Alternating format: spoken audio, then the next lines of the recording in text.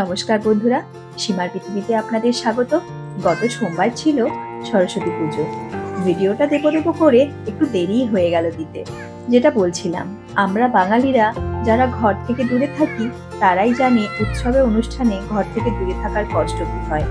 আপনারা হয়তো ভাববেন ওই তো থাকে ওড়িশাতে, কত এমন দূর।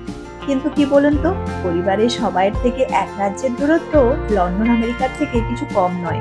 তো যাই হোক, শোভন বলল ও কিন্তু সরস্বতী পুজোর স্পেশাল খাবারটা খাবে। আমিও ভাবলাম পুষ্পাঞ্জলি দিতে পারলাম না তো কি হয়েছে, খাবারের মাধ্যমে ছোটবেলার দিনগুলিতে ফিরে তো যাওয়াই যেতে পারে, তাই না? প্রথমে আমি আপনাদের দেখাই যে আমি কি কি সবজি নিয়েছি। খিচুড়ির জন্য আমি নিয়েছি ফুলকপি, পালং শাক, বিনস, গাজর, আলু, মটরশুঁটি। বাঁধাকপির তরকারির জন্য নিয়েছি বাঁধাকপি, আলু। বেগুন ভাজার জন্য নিয়েছি দুটো বেগুন। আর টমেটোর চাটনির জন্য নিয়েছি টমেটো। আর মশলার জন্য তো আদা লাগবেই। তো চলুন সবজিগুলো কেটে নিই। জানেন, এই সরস্বতী পুজো আসলে আমার মনে হয় কেন আমরা ছোটই রয়ে গেলাম না। এই পুজোর দিনটিতে শুধুই যেন সেই স্কুল জীবনে ফিরে যেতে মন চায়। সকালবেলা ঘুম থেকে উঠে স্নান করা, মা অথবা বৌদিদের শাড়ি পরে স্কুলে যাওয়া, পুষ্পাঞ্জলি দেওয়া, ভোগ খাওয়া, স্কুলে রান্না হওয়া খিচুড়ি খেয়ে আরো অন্যান্য মণ্ডপে বা স্কুলের ঠাকুর দেখে বিকেলবেলায় ঘরে ফেরা।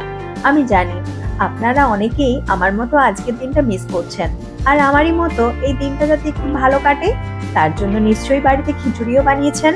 খিচুড়ি বানানোর জন্য আমি এখানে নিয়েছি 1 কাপ গোবিন্দভোগ চাল ও 1 কাপ মুগের ডাল। প্রথমে মুগ ডালটা ভেজে নিই। এবার ওই ভাজা মুগ ডাল আর চাল একসাথে মিশিয়ে ভালো করে ধুয়ে চাল ও ডাল একসাথে সেদ্ধ হতে বসিয়ে দিলাম। বেগুন ভাজার জন্য বেগুনে নুন, হলুদ আর অল্প একটু লঙ্কা গুঁড়ো মাখিয়ে গ্যাসের অন্যদিকে কড়াই চাপিয়ে দিলাম। তেল দিয়ে প্রথমে বেগুনগুলো ভেজে নেব। আমার রান্না চাপাতে একটু দেরি হয়ে গেছে, তাই ইন্ডাকশনটাও চালিয়ে দিলাম। বেগুনগুলো ভাজা হচ্ছে, অন্যদিকে ইন্ডাকশনে আমি বাঁধাকপিটা চাপিয়ে দিলাম। বেগুন ভাজা হয়ে যাওয়ার পর খিচুড়ির জন্য কাটা ফুলকপি, আলু ভাজতে দিলাম।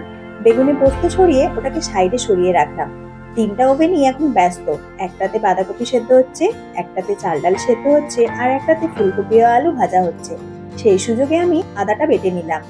ওদিকে ফুলকপি আর আলুগুলো ভাজা হয়ে গেলে আমি সেই কড়াইতেই গাজর আর বিনস গুলো তুলে দিলাম।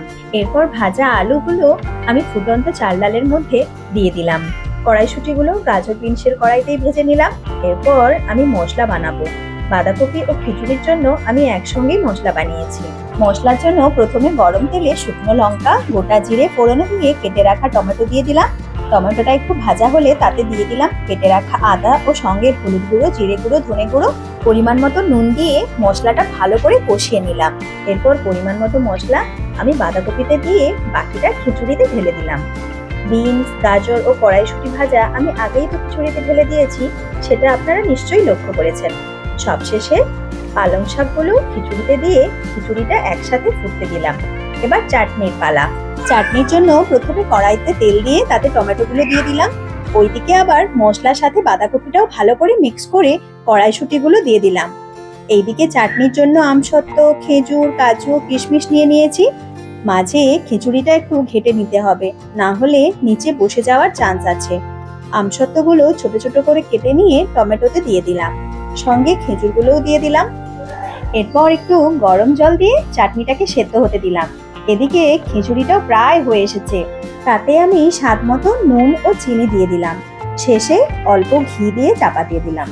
আমার খিচুড়ি রেডি। ওইদিকে চাটনিতে একটু হলুদ গুঁড়ো দিয়ে দিলাম, একই সঙ্গে কাজু ও কিশমিশও দিয়ে দিলাম। আমি খুন্তি দিয়ে কিছু আলু স্ম্যাশ করে শেষে গরম মশলা দিয়ে বাঁধাকপিটাও নামিয়ে নিলাম।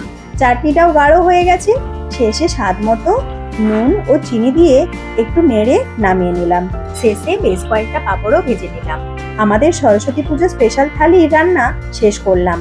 আজকে সরস্বতী পুজোর রান্নাটা দারুণ হেক্টিক হয়ে গেল, তবে রান্নার শেষে এই সাজানো থালিটা দেখে মনটা ভালো হয়ে গেল।